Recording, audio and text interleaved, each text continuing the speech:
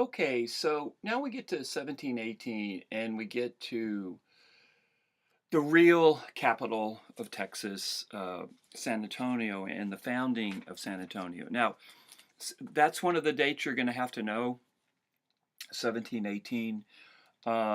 As I said in class, interestingly, New Orleans was founded the same year.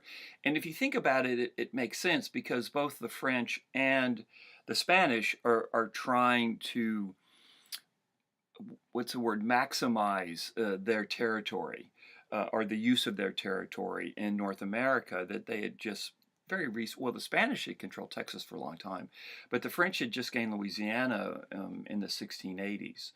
So it makes sense that these cities or towns would have been founded the same year. But as I said before, New Orleans is far more successful than San Antonio almost from the beginning because of its access to the Gulf of Mexico. Okay, so 1718.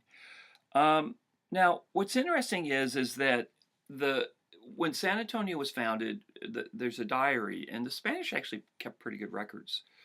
That in what was founded in San Antonio was Mission San Antonio de Valera in 1718, de Valero in 1718.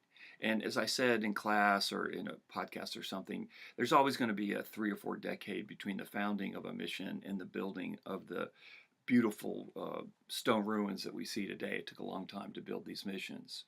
So in 1718, what you had 72 people came into San Antonio. These numbers are really remarkably small. But hey, 72 is a lot more than zero. At least it's 72 more than zero. 6 soldiers and their families. Again, the idea that there's going to be a presidio near the missions founded simultaneously. 3 priests to Christianize or to give religious sustenance to the settlers. And mules came up, servants. But I think what's also important that the Spanish brought with them cattle, sheep, goats, chickens, and over 500 horses. So not only is San Antonio founded in 1718, not only are the Spanish establishing a permanent presence in Texas finally.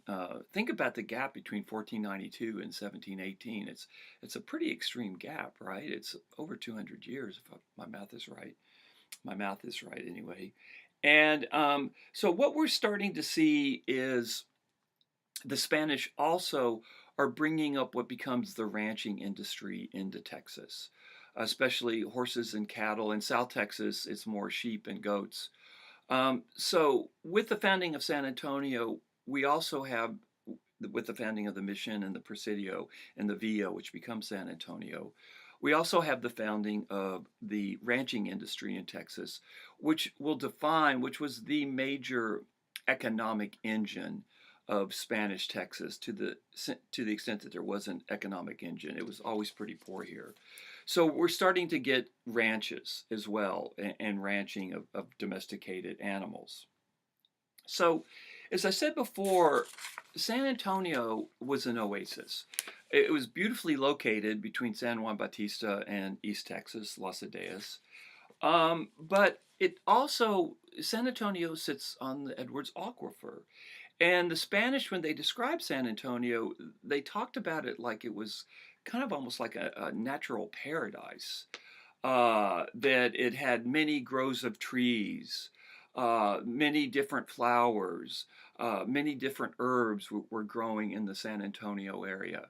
So not only was it located just where the Spanish needed it to be located, it also um, um, was there was a lot of water here, which is significant. There's not a lot of water in northern Mexico or in South Texas, and there was in San Antonio, and it was fairly stable because of the aquifer.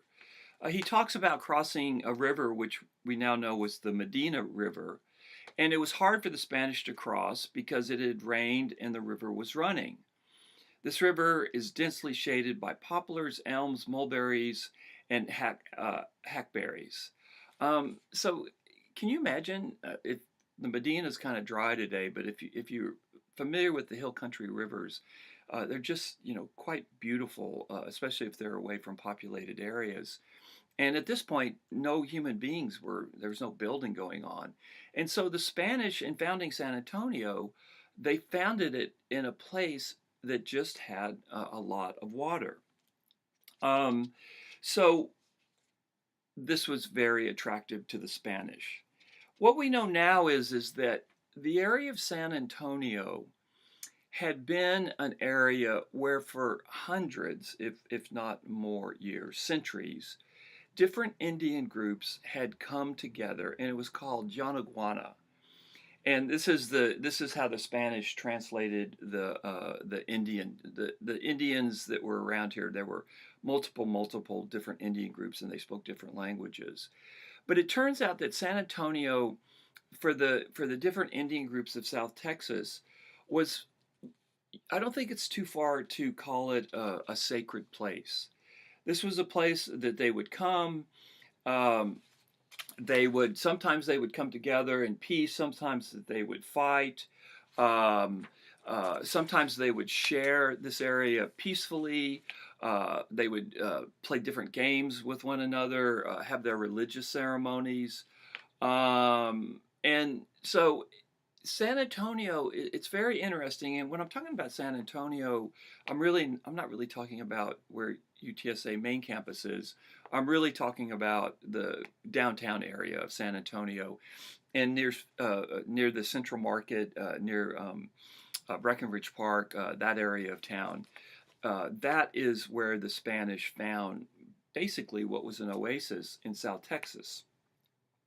And so the Spanish are very clever engineers. They start building the aguas secas, which are irrigation canals that channel the water. And to this day, I think it's San Juan Capistrano, one of the missions. They're the remnants of these canals that the Spanish built, because they can't just rely on cattle and horses. They need to grow corn, and corn was a big crop. They need to grow different crops as well. So one of the things that's really notable about what the Spanish did was is that they started creating these aguas secas, these canals, to irrigate the land around the missions. And as I said before, it's the priests, it's the missions that own the land of the first 60 or 70 years of San Antonio. Very little of the land around San Antonio was in private hands. Most of it was owned by the mission fathers in San Antonio. Now, let me just say that's the way it was in Spanish law. Um, I think the Indian groups that lived here at this point would have disputed this whole idea of ownership. They saw this area, this Guana, and that's in my outline. They saw it as a shared space, and it was really owned by nobody. But of course, the Spanish have a very, very different sense of property laws than the Indian groups that were in this territory.